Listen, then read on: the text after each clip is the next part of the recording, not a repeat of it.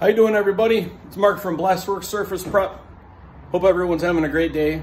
So I thought what I'd do is give you a little bit of an update as to where we're at with the plumbing of the blast truck and getting ready to start the blasting season here in another month and a half or so. We've had really pretty good weather here in Rochester. It's been in the upper 30s, lower 40s for the most part.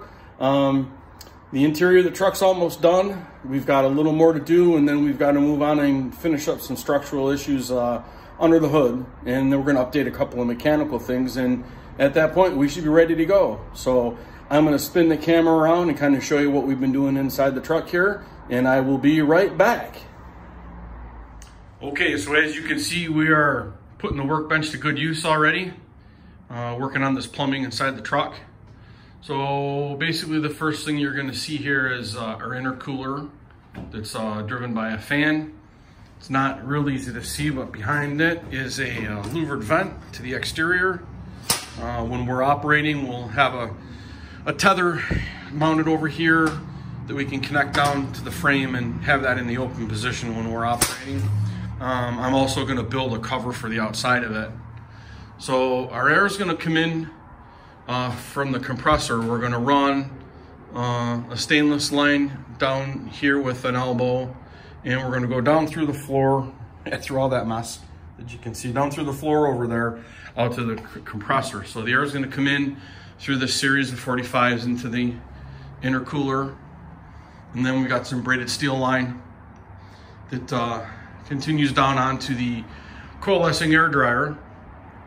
We still got to mount the drain underneath, and then what we're going to do is we're going to have a series of drains. I'm going to have a drain here on the intercooler, I'll have a drain here on the dryer, and then we move on down the line to the manifold, and the manifold's going to have a drain on. Now we may not need that. I'm really hoping we don't. We've got a fairly short run here. This Le Mans dryer is supposed to pull 99% of the moisture out, but just in case, we want to make sure we've got a drain on the manifold. So moving on down the line, you can see up at the top here, we've got a 1-inch copper line with a Wilkerson air regulator, and again, a series of 45s. So we've got a smooth transition into the Radex airline filter.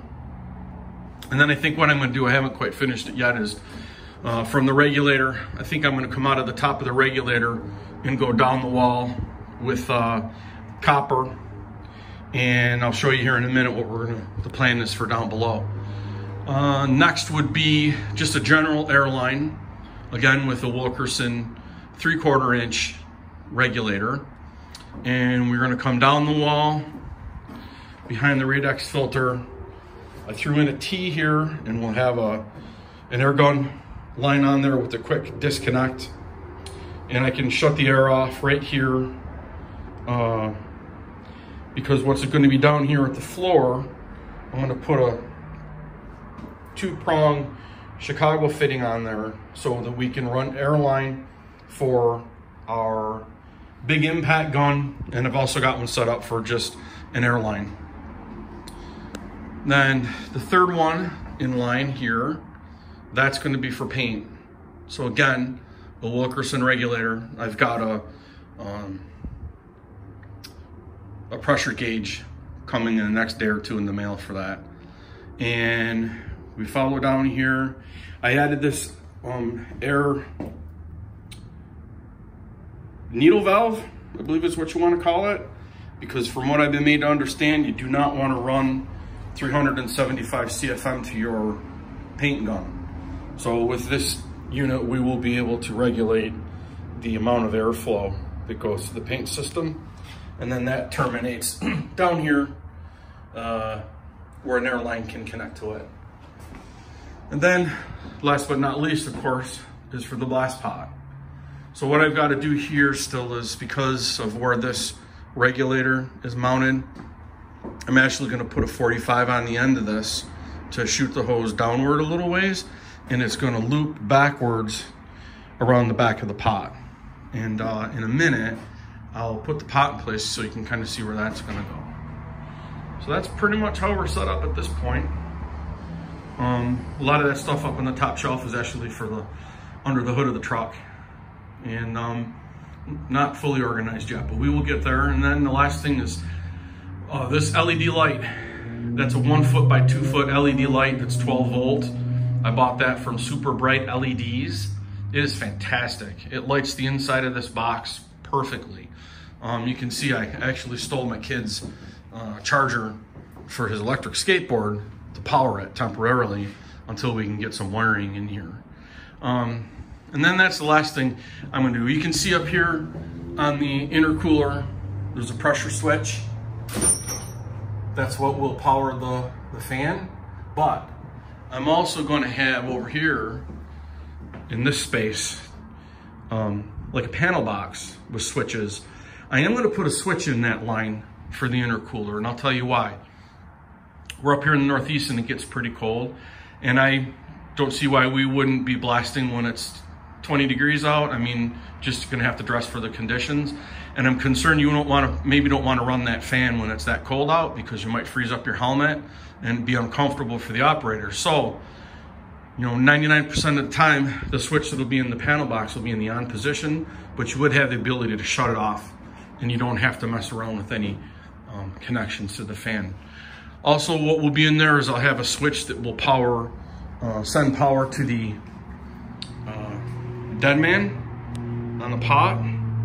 So that I'm gonna hardwire, and forgive me, right now I don't know which is which. I'm gonna suspect that female one is what goes to your power source, and I think the male one goes out to the dead man on your hose. I might have them backwards, I don't know. And then I'm gonna put a 45 on this extension off of the pot. It came with the 4-claw Chicago fitting. I took it off because I wanted to come out just past the pot, and I'm gonna have a 45 on it so that it's a little easier transition for the hose. I've only got about 3 feet of 1.5-inch hose for that. So that's how that's gonna be set up. So give me a minute, I'm gonna set the pot in place, and I'll be right back. So that's more or less where the pot's gonna sit. That's a 6.5 cubic foot Schmidt pressure hold pot. So it's got the electric dead man on it. And I can't get any further back. I'm in the very rear left corner of the box, so I apologize if the picture's not fantastic. But you can see I'm gonna have a couple issues here. Bringing that 1.5-inch hose straight off of this regulator, I don't have enough curve to not get in the way of that regulator. So we're gonna put a 45 on it, and then it'll loop backwards, and then it'll connect into the 45 that's on the pot. I think that's gonna work out pretty well. So that's more or less where we're at. Oh, and we're gonna tie all of these drains together with push connectors, and then I'm gonna run it out the floor. So hopefully we won't need the regulator, we won't need the drain on the manifold, but we will likely crack that drain open on the Radex filter. But we'll see. When things are running, we'll get things fine-tuned. But I've gotten some pretty positive feedback so far on what we're doing here, and I just thought it would take a couple minutes to show everybody really sort of where we're at. And I appreciate you watching. If you like what you see, please make sure you subscribe to our channel and like the video, and we will be back soon.